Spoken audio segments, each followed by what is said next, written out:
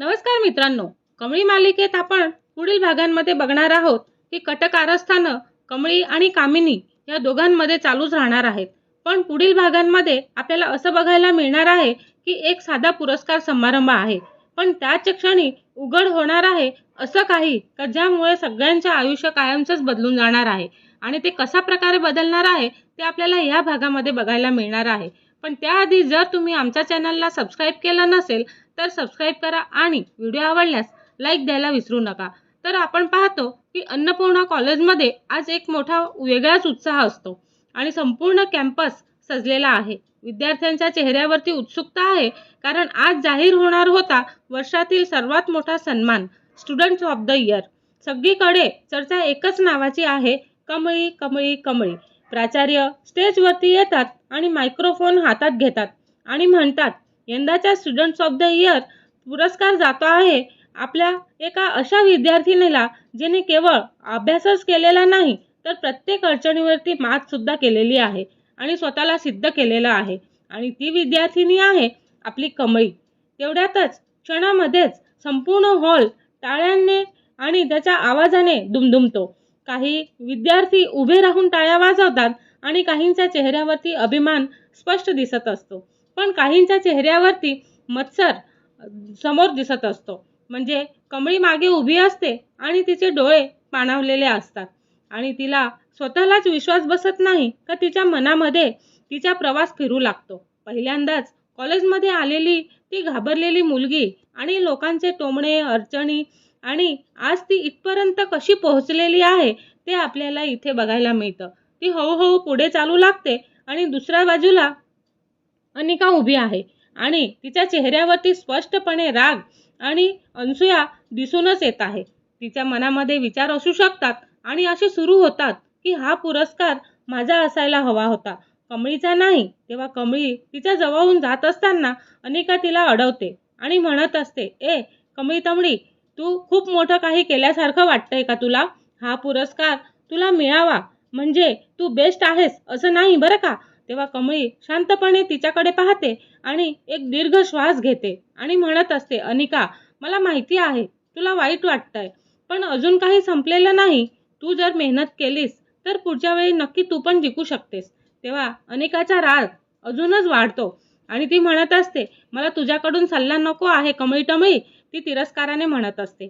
कमळी काहीही उत्तर न देता पुढे जाते. स्टेजवरती पोहोचल्यावरती प्राचार्य पुन्हा म्हणतात, कमळी, तुझ्या या यशामागचे श्रेय तू कोणाला द्यायला आवडेल तुला?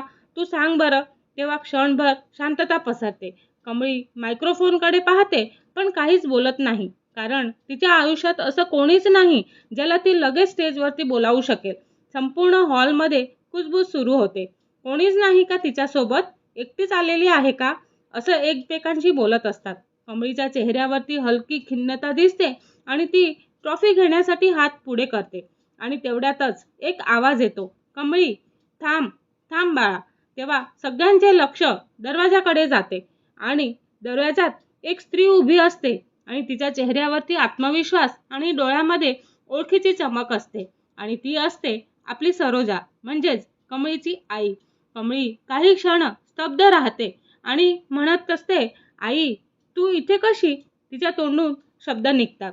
सरोजा हळूहळू चालत स्टेजवरती येते आणि आज तू एकटी नाहीस बाळा, आणि ती असं म्हणत असते, आणि तुझ्या प्रत्येक संघर्षाची साक्षीदार मी आहे, आबा आहेत, आणि आज तुझ्या यशाची साक्षीदारही मीच राहणार असणार आहे. ती कमळीचा हात धरते आणि कमळीच्या डोळ्यातून अश्रू वाहू लागतात. संपूर्ण हॉल टाळ्यांनी भरून जातो. कमळी पुरस्कार स्वीकारते, पण त्याच क्षणी प्रेक्षकांमध्ये बसलेली अन्नपूर्णा सरोजाकडे पाहते आणि तिच्या हातातून पाण्याचा ग्लास खाली पडतो. ही तीच असेल आणि ही कशी इथे आली? ती घाबरून पुटपुटत असते आणि सरोजा परत आली असं तिच्या मनामध्ये प्रश्न उभे राहतात. तिच्या चेहऱ्यावरती भीती दिसत असते आणि तिच्या मनामध्ये भूतकाळातील काही घटना झरकन डोळ्यामधून बाहेर येतात. स्टेजवरती सरोजा कमळीच्या जवळ उभी आहे, पण तिची नजर सतत अन्नपूर्णाकडेच आहे, जणू ती एखाद्या जुना हिशोब चुकता करण्यासाठीच परत आलेली असते. दरम्यान अनिका हे सगळं बारकाईने पाहत असते. ती स्वतःजवळच बोलत असते, आणि ही नवीन एंट्री कशी काय झाली? काहीतरी मोठं गेम बदलणार आहे का असं तिला प्रश्न पडतात. ती लगेच फोन काढते आणि कोणाला तरी कॉल करते. प्लॅन बदलतोय, आता आपल्याला दुसरी चाल खेळावी लागेल असं ती फोनवर बोलत असते. इकडे प्राचार्य सरोजाकडे पाहून विचारतात, आपण कोण? तेव्हा सरोजा हलकंसं स्मित करते आणि म्हणते, मी कोण आहे हे लवकरच सगळ्यांना कळणार आहे. अन्नपूर्णाचा श्वास अधिकच जड होतो आणि ती खुर्चीवर बसलेली असते, पण तिच्या चेहऱ्यावरती भीतीचं सावट स्पष्ट दिसत असतं. कमळी मात्र अजूनही आनंदातच असते आणि तिला अजिबात कल्पना नसते की तिच्या आयुष्यात आता एक मोठं वादळ पण येणार आहे. आणि ती सरोजाकडे पाहून विचारत असते, का आई तू अचानक इथे कशी आलीस आणि आबा कुठे आहेस? आबा कुठे राहिले? तेव्हा सरोजा तिच्याकडे पाहते आणि फक्त एवढंच म्हणते, कारण आता वेळ आलेली आहे कमळी सत्य बाहेर येण्याची. तेव्हा कमळी गोंधळून जाते. ती विचारात पडते. ती हॉलमध्ये पुन्हा शांतता पसरते. सरोजा आणि अन्नपूर्णामध्ये नेमकं काय नातं आहे?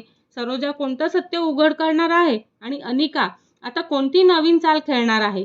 कमळीच्या आयुष्यातला हा सर्वात मोठा टर्निंग पॉइंट ठरणार आहे. कारण आता सुरू होणार असतं एक नवीन खेळ, नवीन वादळ आणि ह्या वादळाची सुरुवात. तर ही सुरुवात पुढील भागांमध्ये आपल्याला बघायला मिळणार आहे. पण तोपर्यंत आमच्या चॅनलला लाईक, शेअर आणि सबस्क्राईब करायला विसरू नका. धन्यवाद.